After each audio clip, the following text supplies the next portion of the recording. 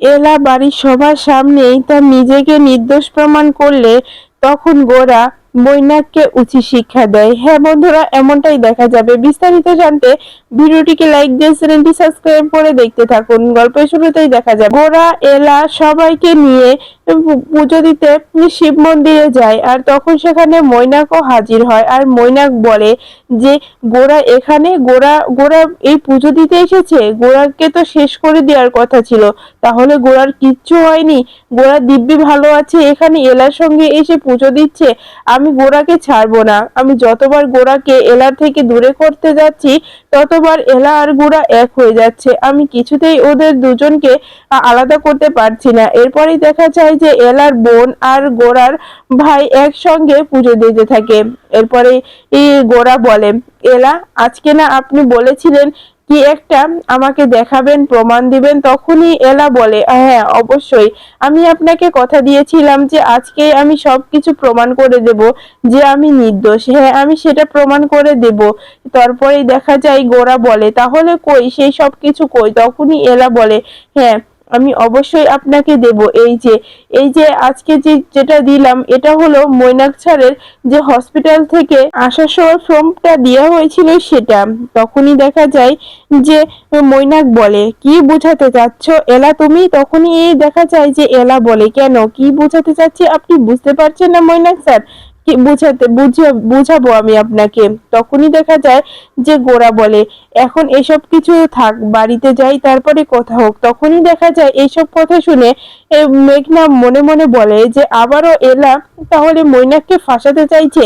এরপরেই দেখা যায় গোরা ভাবে যে এলা তাহলে এতদিন ধরে আমাকে সত্য কথা বলেছে, আর এই মৈনাক আমাকে এভাবে ঠকিয়েছে। আমি মৈনাককে ছাড়বো না। তখনই দেখা যায় যে মৈনাককে গোরা বলে যে এবার এবার তোর অনেক নাটক দেখে ফেলেছি, এখন বাড়িতে যাই, সবাই নিয়ে কথা হবে। তখনই দেখা যায় যে এলা বলে, হ্যাঁ আপনি সব প্রমাণ পেয়ে গেলে আপনার যা ইচ্ছে হবে সেটা করবেন, তারপরে আমাকে আপনি যা করতে চাইবেন আমি সেটাই করব। এরপরেই দেখা যায় যখনই এলা চলে যেতে চায় এলার মাথাটা ঘুরে যায়, আর এলা অজ্ঞান হয়ে পড়ে যেতে গেলে তখনই গোরা এলাকে ধরে ফেলে আর বলে যে এই যে এলা ঠিক আছেন আপনি? তখনই দেখা যায় এলার ছোট বোন বলে ওঠে যে জামাই বাবু আপনি এই দিদিকে জল খাইয়ে দেন, উপোসটা ভেঙে দেন, তাহলে হয়তো দিদি ঠিক হয়ে যাবে। এরপরে যখনই গোরা এলাকে জল খাওয়ায় আর এলার ব্রত ভেঙে যায় তখনই দেখা যায় যে এলা জ্ঞান ফেরে আর বলে, এবার চলুন, আসলে মাথাটা ঘুরে গিয়েছিল তো তাই। এরপরে অন্যদিকে দেখা যায় বাড়িতে গোরার মাকে গোরার বাবা জল খাইয়ে উপোস ভাঙলে তখন বাড়ির সবাই অবাক হয়ে যায়, আর মৈনাকের মা এটা দেখে রেগে যায় আর বলে, আমি এসব কিছু সহ্য করতে পারছি না। এই এই বড় ছেলে আর ছেলের বউকে এই এই আদিক্ষেতা আমি আর দেখতে পাচ্ছি না। গোরার মা বাবা যদি এক হয়ে যায় তাহলে আমার প্ল্যান নষ্ট হয়ে যাবে। আমি এতদিন ধরে যে প্ল্যানটা সাজিয়ে রেখেছি সবকিছু নষ্ট হয়ে যাবে। আমি কিছুতেই এগুলো করতে দিতে পারি না। এরপরে দেখা যায় যে গোরা ঠাম্মির কাছে এসে মৈনাকের মা বলে যে মাসিমা এবার আমাদের আসতে হবে, এসব কিছু আর ভালো লাগছে না।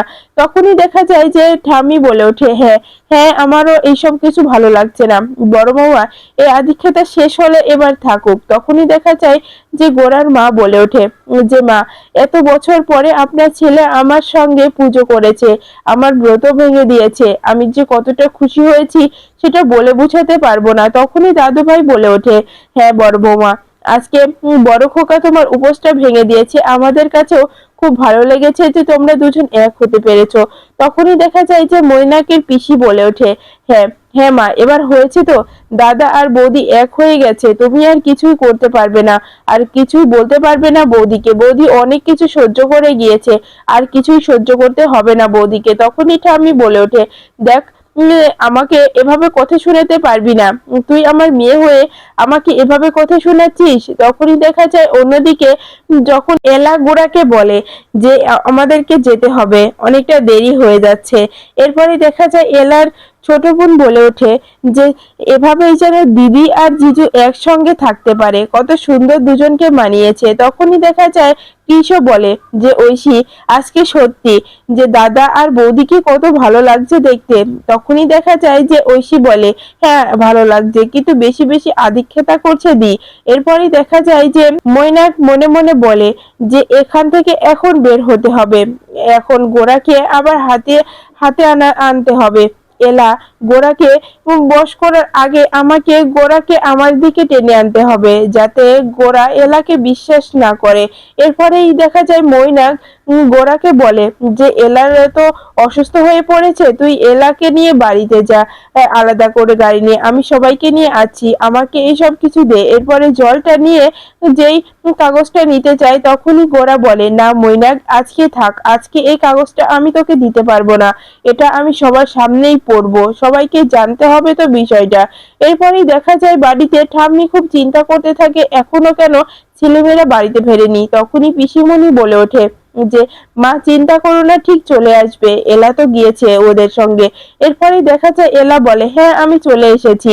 এরপরেই দেখা যায় যে বাড়ির সবাই বলে যে কৃষ তো ঠিক ঐশীকে একটা গিফট করে দেবে, কিন্তু গোরা তো এলাকে কোনো গিফট দেবে না, কারণ গোরা হলো গুম করে থাকে। তখনই দেখা যায় যে এলা বলে ওঠে আমাকে মিসেস সেনকে গিফট করতে হবে না, আমি ওনাকে আজকে গিফট করেছি। তখনই সবাই হেসে ওঠে আর বলে কি বলছো এলা? তখনই দেখা যায় এলা বলে হ্যাঁ, এতদিন এতদিন যেটার জন্য মিসেস সেন আমাকে ভুল বুঝে দূরে রেখেছিল, আমাকে সবার সামনে ডিভোর্স দেওয়ারও সিদ্ধান্ত নিয়েছিল, সেটাই আমি আজকে সেই প্রমাণ করে দেখাবো, এটাই আমি ওনাকে গিফট করেছি। তখনই দেখা যায় যে মেঘনা এসে বলে আবার কি নাটক করছো এলা, তুমি কিন্তু খুব বাড়াবাড়ি করছো, তুমি বারবার কেন মৈনাককে ফাঁসিয়ে দিতে চাও? তোমার কিন্তু হাবভাব আমার একদম ভালো লাগছে না, আমাকে ফাঁসিয়ে তোমার শান্তি হয়নি? তখনই দেখা যায় যে এলা বলে দেখো মেঘনা, আমি তোমাকে ফাঁসাতে চাইনি, তুমি দোষ করেছো, তুমি অন্যায় করেছো, তুমি ধরা পড়ে শাস্তি পেয়েছো, এর জন্য আমি দোষী নই। আর তুমি যার আশকারায় যার কথা এসব কাজ করছো তার মুখোশটা আজকে আমি খুলে দেব। তখনই দেখা যায় মেঘনা বলে তুমি কি বলতে চাইছো? তখনই এলা বলে একটু পরেই সেটা আমি সবার সামনে তো বলবো, এই জন্যই তো আমি সবাইকে একসঙ্গে ডেকেছি। এই যে এই যে মৈনাক স্যার যে এতদিন সবার কাছে ভালো মানুষ হয়ে সেজেছিল, সে যে কতটা খারাপ কাজ করতে পারে আর খারাপ কাজ করেছে সেটাই আমি সবার সামনে বলবো। তখনই দেখা যায় যে মৈনাক বলে তুমি কি বলতে চাচ্ছ এলা, তুমি এভাবে আমার নামে তুমি মিথ্যা মিথ্যা গল্প বলবে আর বাড়ির সবাই কি সেটা বিশ্বাস করবে? তখনই দেখা যায় যে এলা বলে আমি মিথ্যা প্রমাণ করব না, আমি মিথ্যা কথাও বলবো না, আমি প্রমাণ সহ এখন কথাগুলো বলছি। তখনই মৈনাক বলে তুমি কি প্রমাণ করতে চাইছো? তখনই দেখা যায় যে এলা বলে আপনি যে বলেছিলেন যে আপনি অ্যাক্সিডেন্ট করে আপনার হাত ভেঙে গিয়েছে, কিন্তু এই সব কিছু মিথ্যা কথা। এই আমাদের কাছে সেই রিপোর্ট আছে, আপনার হাতে সামান্য একটু চোট লেগেছিল, এতে আপনাকে হসপিটালে ভর্তি হতে হতো না, কিন্তু আপনি ইচ্ছা করে ওখানে ছিলেন, আপনি এই ড্রামাটা করার জন্য, আপনি গোরা ছাড়কে সবকিছু ভুল বোঝানোর জন্যই ওখানে ছিলেন, আর ঐশীকে বিয়ে করবেন না বলেই এই সব কিছু করেছেন। তখনই দেখা যায় গুনগুন বলে ওঠে যে এলা তুমি কিন্তু আমার ব্রোকে অপমান করছো, আমার ব্রোকে অপমান করতে পারবে না।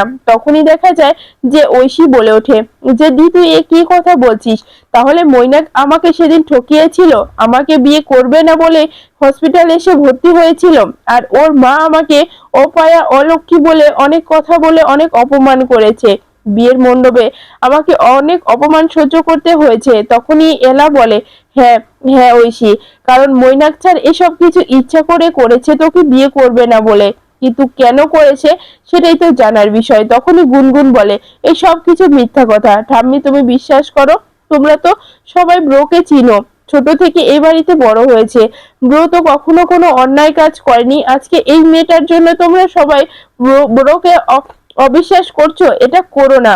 আর গোরা তুমি ব্রোকে অবিশ্বাস করতে পারো না, ব্রো তোমার জন্য কি না করেছে, তোমার তোমার ভালোর জন্য সবকিছু করতো, ছোট থেকে বড় হয়েছে ব্রোর সঙ্গে, আর তুমি এই মেয়েটার কথায় এখন ব্রোকে ভুল বুঝছো। তখনই দেখা যায় যে গোরা বলে ওঠে গুনগুন এবার থামো, অনেক হয়েছে, আমাদের কাছে যথেষ্ট প্রমাণ আছে। তখনই এলা বলে, গুনগুন এবার আর কিছু হবে না। তখনই ঐশী গোরার কাছে গিয়ে গোরার কলারটা চেপে ধরে বলে, এটা কেন করেছো আমার সঙ্গে?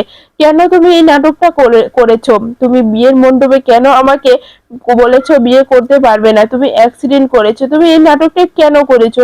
আমাকে বলতে হবে। তখনই দেখা যায় যে কৃষের মা এসে বলে, এলামা এ কি হচ্ছে? এসব কথা থাক না এলামা, এটা বললে তো বড়রা রয়েছে, সম্মানহানি হবে, বুঝতে পারছো তো এলা? তখনই এলা বলে ওঠে যে বুঝতে পারছি, কিন্তু আজকে সব সত্যটা সবার সামনে আসাটা দরকার। আপনি বুঝতে পারছেন তো? কারণ এটা আমারও সম্মানের কথা। আমাকে মিস্টার সেন ডিভোর্স দিতে চেয়েছিল এই কথার জন্য, কারণ এই মৈনাক স্যারই গোরা স্যারকে ভুল বুঝিয়েছিল, সেই সমাধান আজকে আমাকে করতে হবে। হ্যাঁ, কি হলো?